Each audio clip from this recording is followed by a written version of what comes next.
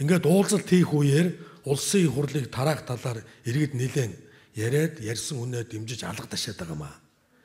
Энийг мушгаад намайг улсын их хурлыг тараах талаар нөгөө эв нэгдлийг илэрхийлэгч ерөнхийлөгч нь ийм юм яриад байна гэж бас мушгаад байна. Их хурл дээр би утааны асуудал ярьсан. Утааны асуудал дээр онц байдал зарлаа. 20 жил бид нар утааны тухай ярьлаа. Утаагаар онц байдал зарлах тухай санал өгсөн. Харамсалтай нь онц байдлыг зарлаагүй 2 байнгын хороогоор тогтоол гаргасан. Энэ үед би нэлээ бухимдсан. Ягаад гэвэл та нар дахиад 100-ны тухай асуудал ярьж энэ утааг энэ эд үе дээр нь ярихгүй юм болвол хэрвээ иргэд их хурлыг тараах талаар энэ оновчтой шийдвэр гаргадгүй тодорхой онсон шийдвэр гаргадгүй их хурлыг тараах талаар иргэд санал гаргах юм бол би дэмжиж ажиллана л гэдгийг илэрхийлсэн.